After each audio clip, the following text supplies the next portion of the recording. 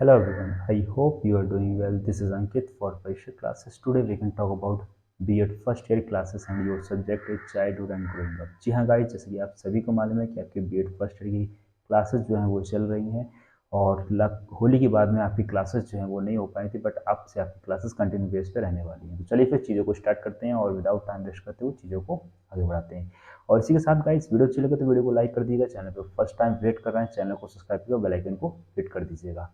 और आप सभी को मालूम है कि आपके B.Ed फर्स्ट ईयर और सेकंड ईयर के पेड कोर्स जो हैं वो लॉन्च कर दिए गए हैं। पेड कोर्स ज्वाइन करने के लिए नीचे दिए गए नंबर पर कॉन्टैक्ट कर सकते हैं।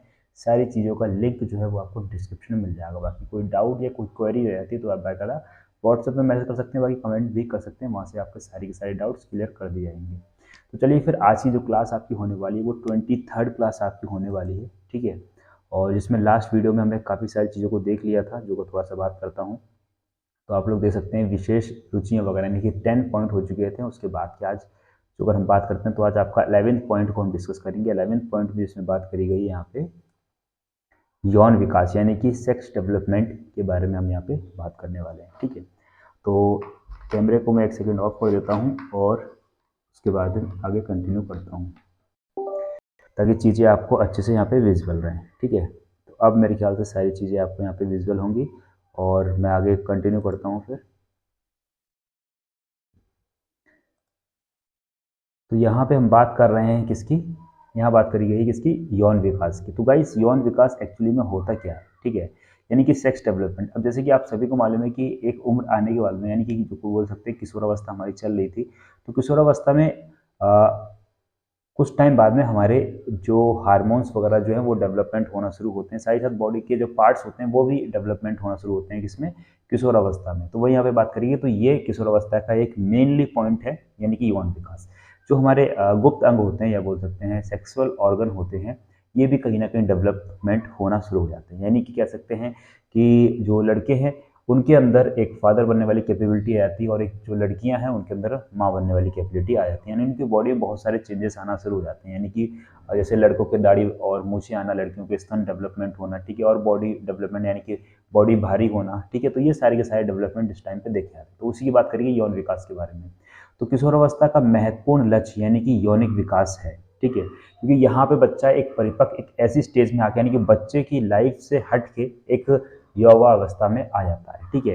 इस काल में किशोर या किशोरी के यौन अंगों के पर्याप्त वृद्धि होने से उनमें प्रजनन शक्ति आ जाती है, ठीक है। यानी कि जो किशोर हैं, लड़का लड़की है, तो उनके जो यौन अंग है यानी कि जो प्राइवेट पार्ट्स हैं, ठीक है, उनकी बात करी गई है, उसमें प्रजनन शक्ति आ जाती है। यानी कि दोनों में सेक्सुअल ऑर्गन डेवलपमेंट हो जाते हैं, या कह सकते हैं कि लड़कियों में पीरियड्स आना शुरू हो जाते हैं और लड़कों में जो हार्मोन्स होते हैं वो डेवलपमेंट होना शुरू हो जाते हैं, कह सकते हैं स्पर्म वगैरह बनना शुरू हो जाता है, ठीक है। आगे बात करते हैं।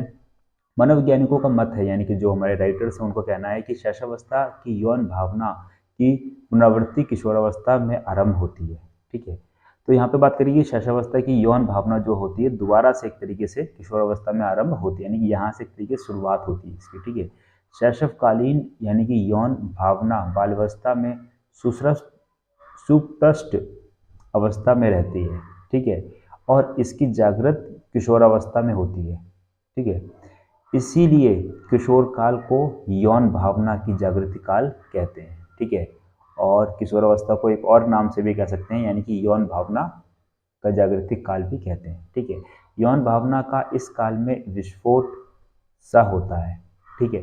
यानी कि इसी टाइम पे सेक्सुअल ऑर्गन डेवलपमेंट होता है, सारी की सारी चीज़ें बॉडी में एकदम नए चेंजेस आना शुरू होता है, बच्चा एकदम भौचक्का रह जाता है कि एक्चुअली में हो क्या रहा है उसके साथ में, चाहे वो लड़का हो चाहे लड़की हो। तो वही यहाँ पे बात करिए यौन भावना इस काल में विस्फोट सा होता है, ठीक है। एक अलग ही तरीके से चीज़ें चल रही होती है, किशोर पर काम प्रवृत्ति का ज्वर सा चढ़ जाता है, ठीक है। किशोर में यौन विकास की 3 प्रमुख अवस्थाएं होती हैं जो इस प्रकार है।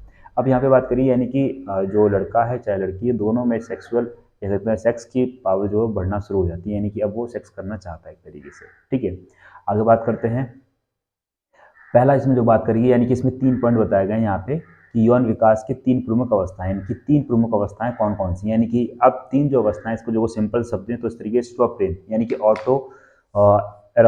ऑटो एरोटिज्म इसको बोलते हैं, यानी कि खुद से प्रेम, या कह सकते हैं कि अब इसमें तीन जो अवस्थाएं वो ये अवस्थाएं हैं। एक होता है कि लड़का लड़की की तरफ अट्रैक्ट होता है, दूसरी अवस्था ये होती है कि लड़की जो होती है लड़की लड़की की तरफ अट्रैक्ट होती है, और तीसरी अवस्था जो होती है वो क्या हो जाती है कि लड़का लड़के की तरफ अट्रैक्ट होता है। यानी कि कोई भी किसी भी तरीके से किसी के पास भी अट्रैक्ट हो सकता है, ठीक है, जरूरी नहीं कि अपोजिट लिंग के साथ में ही अट्रैक्शन हो। तो वही यहाँ पे बात करी गई। तो पहला पॉइंट जो इसमें बात करी गई है, इसमें बात करी है स्वप्रेम यानी कि ऑटो एरोटिज्म, यानी किशोर काल में यौन विकास की प्रारंभिक अवस्था स्वप्रेम होती है। सबसे पहले बच्चा खुद से प्रेम करना शुरू करता है। स्वप्रेम के दो रूप में होती है, ठीक है। एक रूप के अनुसार किशोर अपने को सबसे अधिक सुंदर मानता है, ठीक है।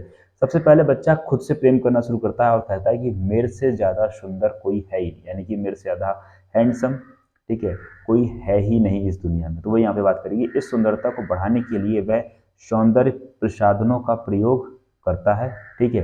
यानी कि आज के टाइम पर जो नए नए फेयर कह सकते हैं कि जो बॉडी लोशन वगैरह आ रहे हैं, साथ ही साथ फेस वॉश आ रहे हैं, जो क्रीम आ रही है, तो उन सब की बात करी जा रही है, ठीक है।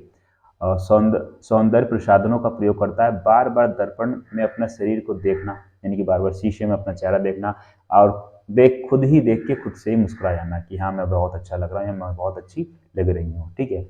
अपने बालों को संवारना, बार बार अपने बालों को सही करना, यानी कि कोई सा भी बाल उसका एक बार भी इधर से उधर ना हो जाए।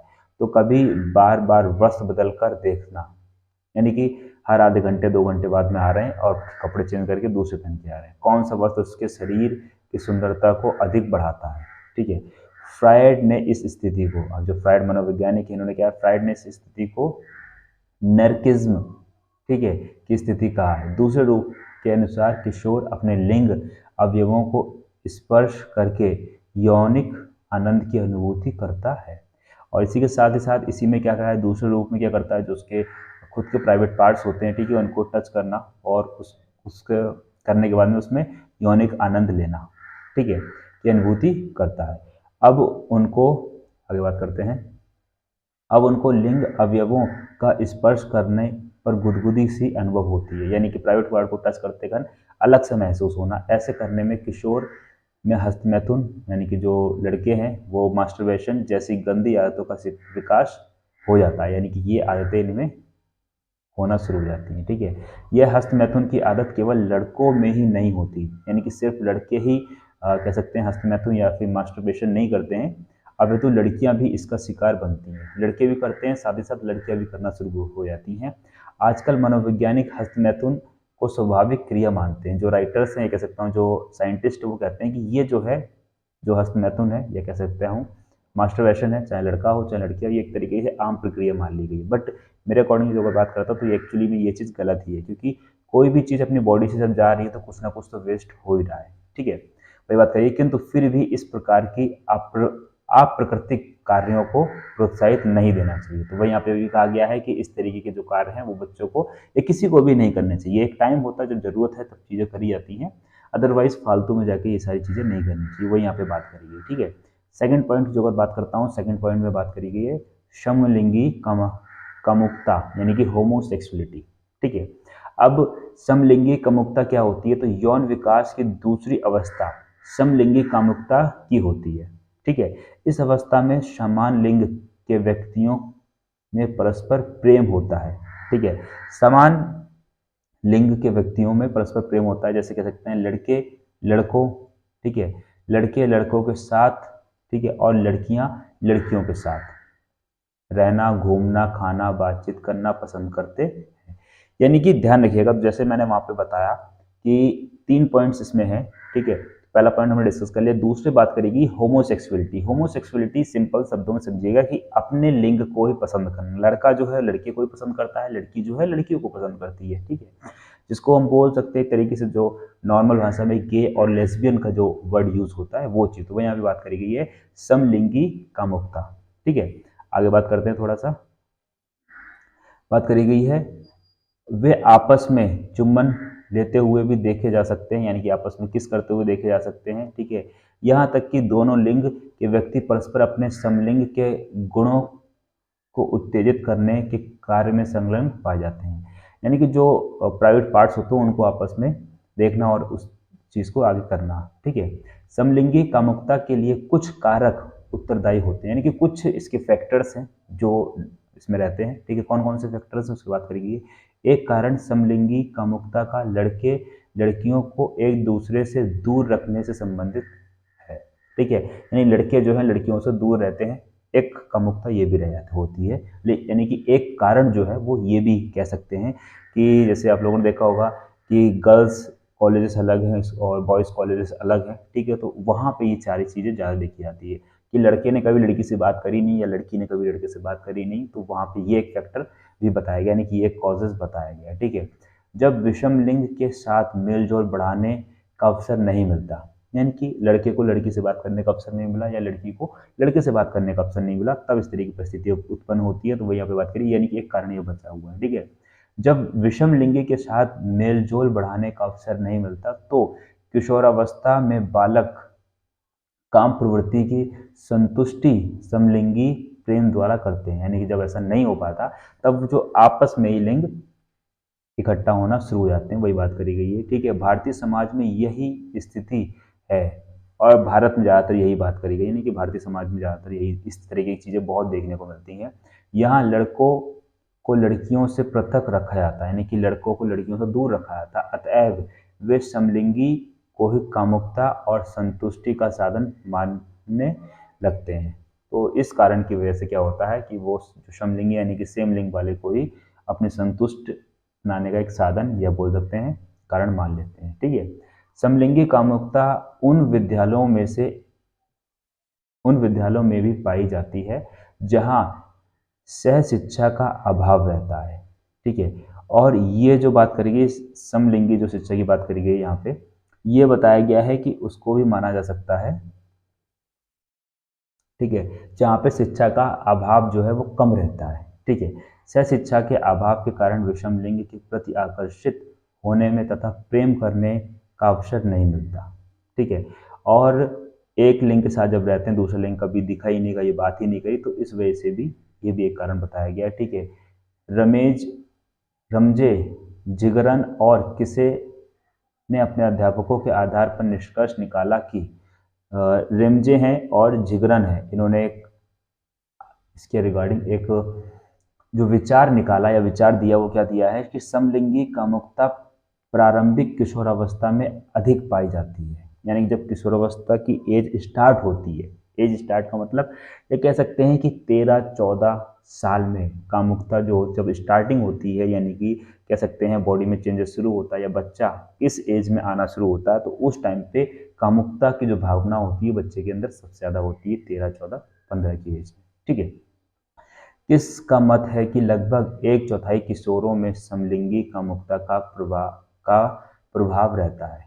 1/4 जो किशोर हैं लड़कियां उनमें, ठीक है, किशोरों यानी किशोरों का मतलब यहाँ पे दोनों हो गए, यानी कि लड़कियां भी हो गई लड़के भी हो गए, यानी कि दोनों कह सकते हैं कि 100% में से 1/4 जो होते हैं वो समलिंगी अनुपात की तरफ ज़्यादा प्रभावित हो जाते हैं, यानी कि लड़का लड़के आपस में प्रेम करना शुरू कर देते हैं और लड़की लड़की आपस में। ठीक है, समलिंगी कामुकता शीघ्र परिपक्व होने वाले लड़कों में देर से परिपक्व होने वाले की अपेक्षा अधिक प्रबल होती है।